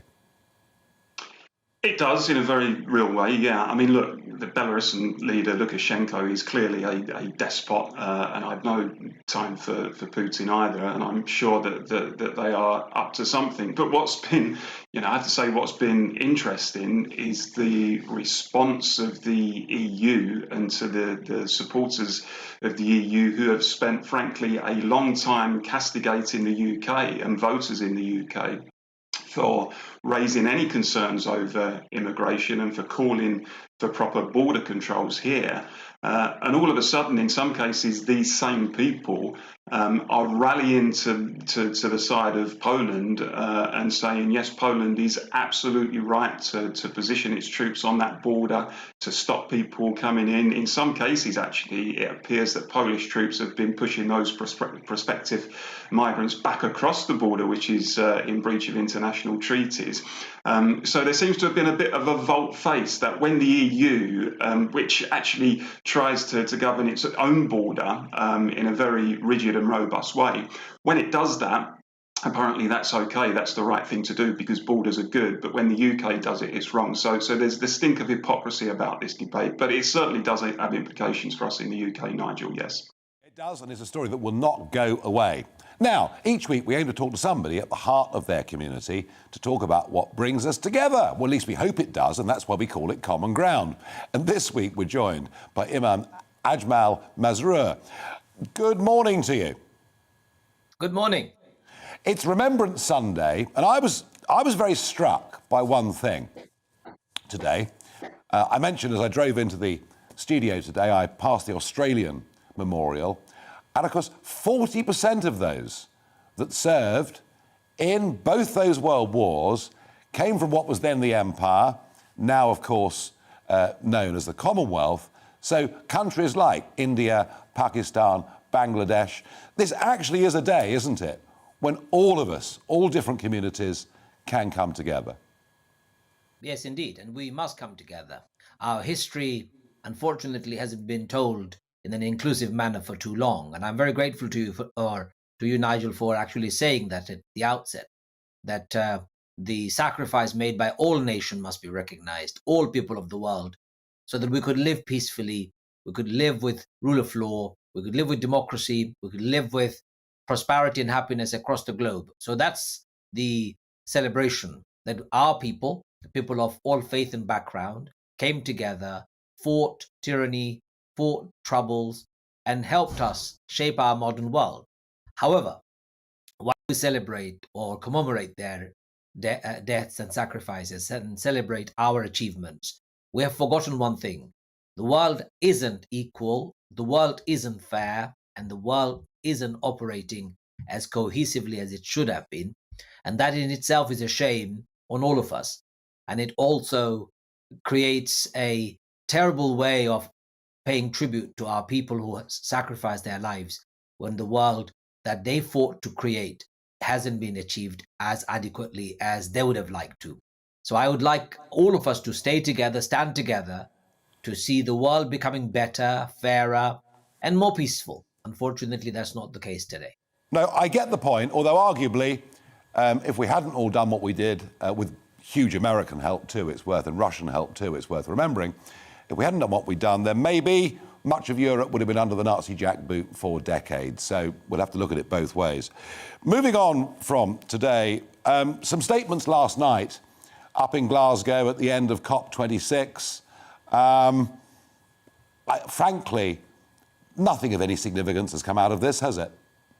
No, hasn't, unfortunately. They've played down, watered down. You just have to ask people. My parents come from Bangladesh. And when I see the images of poor people in the Delta region of the southern parts of Bangladesh living in houses knee-deep in mud and water and drowning every day, I wonder whether COP26 made any difference to their lives. In fact, by next year, those people would be waist down in water and mud. And not only just that country, but many other countries in the world. Gas emission hasn't been substantially reduced. Our contribution to ozone layer has not been seriously looked at. The fossil fuel should be phased out, not phased down. All of these things are really summing up what Thunberg says, and that is these politicians and world leaders were only interested in saying blah, blah, blah, not really keen on listening to the concern. That was the non-sweary part of what she said, but yes, well, I wasn't listening to the sweary part. Well, it wasn't so pretty, some of it. But of course, phasing down coal, the truth is that coal usage is going to go up in the next few years because India and China, the world's two most populous nations, will go on consuming and producing lots of coal. Time short with us today. You know what my daughter said? My daughter said something this morning. She said to me, "Our Indian government and Chinese government totally mad. Why would they want to repeat the same mistake as Europe? We may have seen Europe and industrial nations burning fossil fuel to create prosperity and wealth. And look at the way we see and have where we have arrived. Why would India and China want to repeat the same mistake? If they were smart, they would be looking for alternative ways of speeding up their growth and development and catching up, but not putting fire to our hair when we have head lice. Get shampoo and a coat." Well, the trouble is, if they want to give cheap electricity to everybody, coal provides it. I have to say, Ajmal, Masra, we're out of time. I apologise. We will speak to you again within the next few weeks. After the break, problems for Qatar and the World Cup. Who would have thought it? We'll find out more in a moment.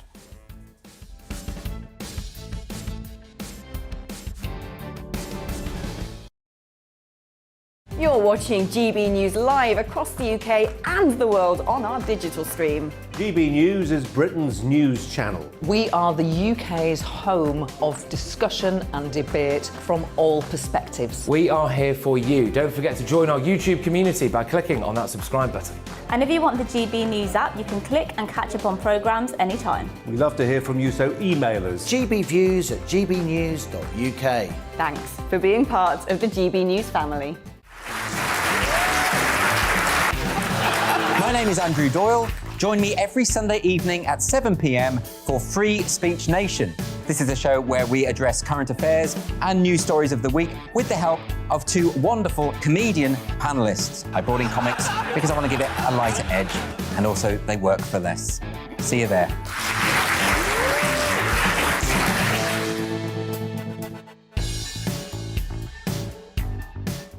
Join my show Farage, 7 p.m. till 8 p.m. Monday through Thursday, and there you will get opinion, analysis, debate, and I'll cover stories that nobody else dares to touch. And then for the last 15 minutes, talking pints. We're over a drink. We have a civilised conversation with someone. We very often disagree, but we do it in a grown-up way. Come and join me on Farage.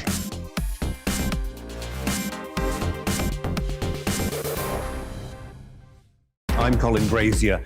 I've reported from more than 70 countries around the world, covered wars from Afghanistan to Iraq, from Lebanon to the Balkans. I'm trying to bring that experience, that feel for events, to the studio. And something else, I'm ready to give an opinion. Today's stories with a spark. Brazier from 8 p.m. weekdays on GB News.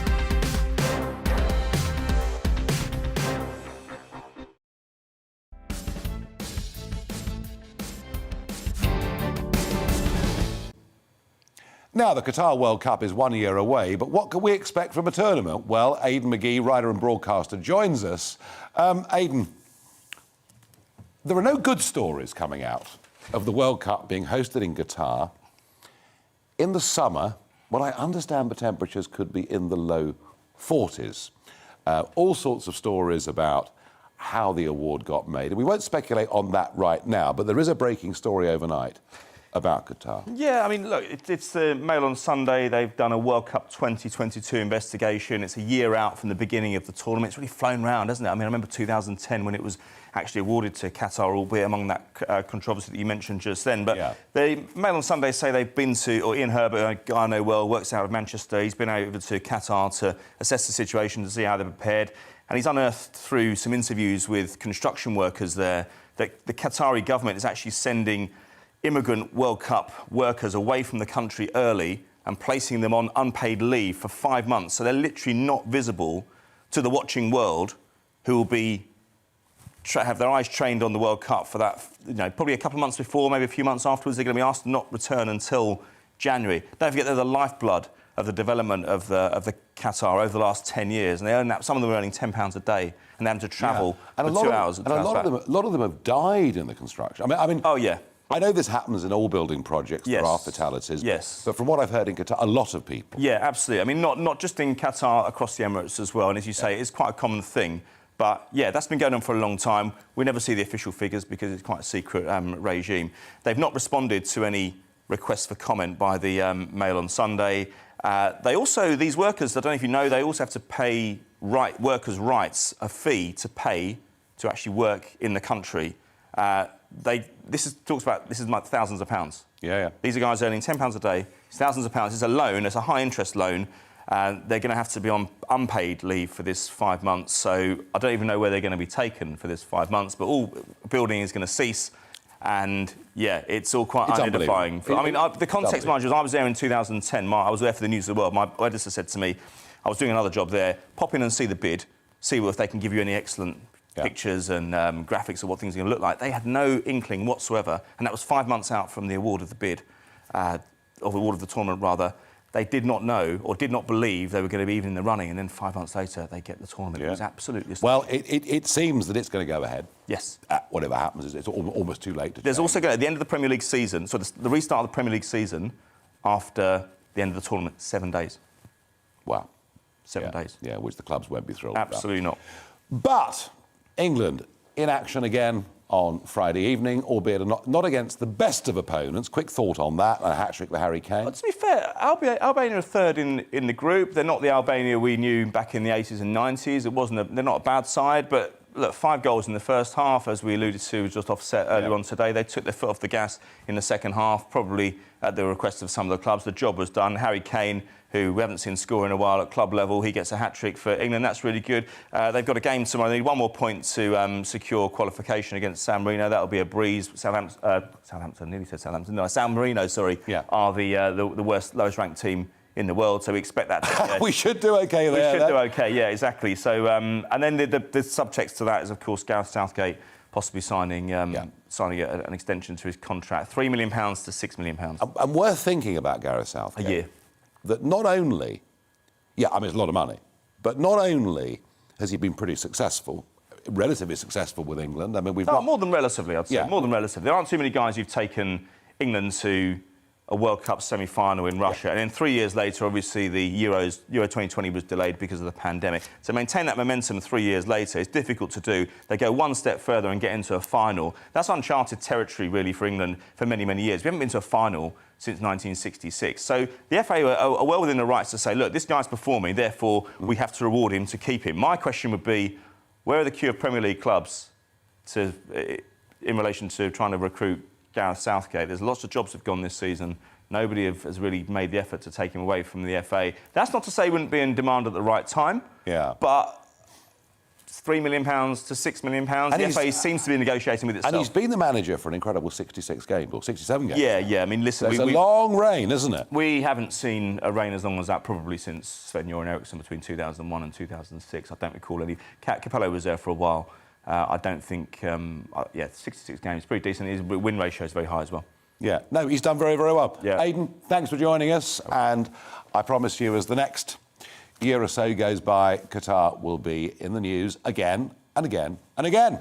Now, the BBC has quit a diversity programme run by the LGBTQ plus charity Stonewall, saying it believes coverage of transgender issues should be considered an impartiality topic that requires the inclusion of critical voices. Is this a sign the woke mob who've taken control of the BBC are now beginning to get their affairs in order? Well, I don't know what the truth of this is, but somebody who's looked at this more closely and taken a deeper interest, I think, in this story than me, is Paul Embry. Paul, Stonewall has gone from being this, it seemed to me, quite widely respected charity on gay issues, to being one that is now at the forefront of almost every controversy in this area. I have to say, Nigel, I think Stonewall probably deserves to die a slow death. There has been a very serious mission creep. It was set up to campaign for equality for lesbian and gay people. It did very well in that objective for a number of years. But now seems to have completely changed its objectives and is obsessed with this whole question of gender. But not only that, but he's very, very critical of anybody who challenges its view on that. So, for example, women who believe that biological sex is immutable, women who want to defend their sex-based rights and are unhappy with, for example, having men who identify as women in places like women's prisons and women's refuges, etc. They've come under very sharp attack from Stonewall. And the truth is that gender and gay rights are often conflated when actually they're two very different issues and two different groups of people with two different interests, really. So the BBC is the latest organisation to withdraw its support. And the worrying thing really is Stonewall actually has huge influence in our public institutions. It compiles a ranking of employers in terms of equality. And there's been evidence through investigations suggesting actually that employers are often doing what Stonewall instructs them to do in order to get further up the rankings. So this stuff is now being exposed, and it's not before time, frankly. And it's worth remembering, Paul, that one of the most influential people in this country, and it would seem in policy making today, is, of course, one certain Mrs. Carrie Johnson, who is a supporter of Stonewall and even appeared on one of their platforms at the recent Conservative conference. Yeah, I mean, I couldn't possibly comment on what influence she may or may not have had over the Prime Minister or certain departments of government in that regard. It may be no influence, but I mean, it is a worry, not just on Stonewall, to be honest, Nigel. It does seem to me that the Prime Minister's wife is quite outspoken on a number of issues. Now, of course, no one expects the Prime Minister's wife to be a chattel of her husband, but equally, they shouldn't, in my view, have undue influence over the Prime Minister. And I can't be sure that isn't happening on this issue and others. Yeah, and just finally a thought, Paul, on the BBC, which, you know, I think we've all been pretty critical of over the last few years. Is this perhaps a sign that the new Director General, Tim Davie, is actually beginning to drag the BBC back towards some level of sanity? I hope so. I mean, I'm a BBC man. I think it provides a great service and has done traditionally for many years. I'm not a defund the BBC type person, but there's no question that it does not speak for or represent the views, and actually holds in contempt the views in many cases, I think, of large parts of small town and provincial Britain.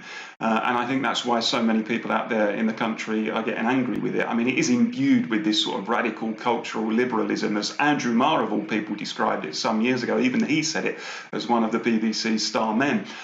So if the BBC wants to be a serious force going forward and to stave off potential future attacks to its status, then it needs to get in touch with vast parts of this country who, frankly, it has alienated with its attitude and approach over many years now.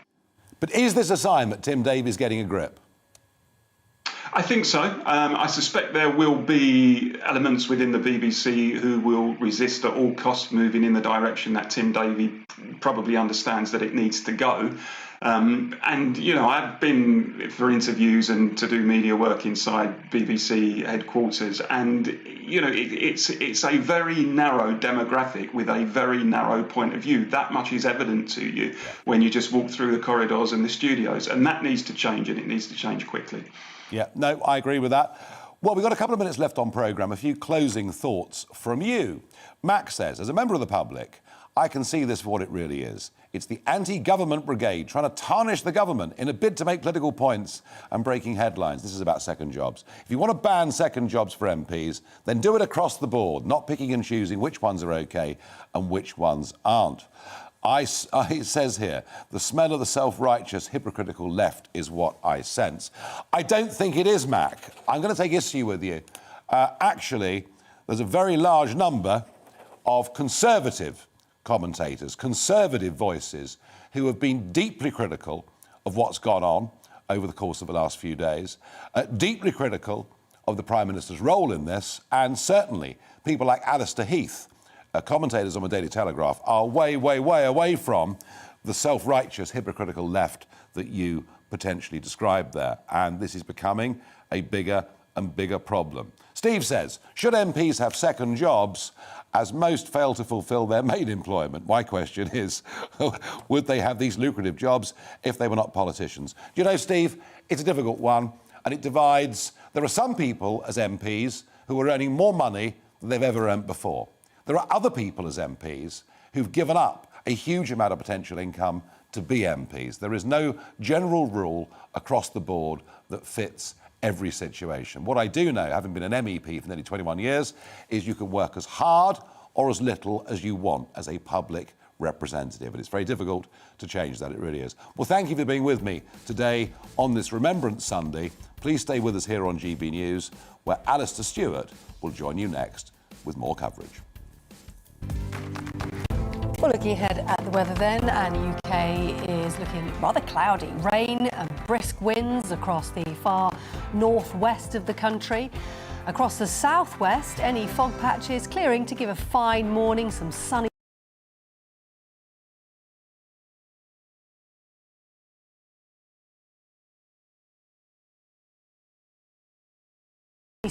feeling fairly mild as well for the time of year as temperatures approach 14 degrees Celsius. And then across Wales, fog patches, leaving clear and dry and bright weather. Sunshine developing as well, helping to lift those temperatures to around 13 degrees Celsius. And similar conditions expected across the Midlands today. Fairly grey skies, perhaps a few glimmers of sunshine across northern parts, staying largely dry, temperatures around 12. Fairly cloudy skies across northern England, especially in the east towards Newcastle. Temperatures there under the cloud only reaching around 11, so feeling cooler than it did yesterday. And rain heavy at times, continuing to move northwestern Scotland. Drier elsewhere though, often cloudy. The best of any sunshine across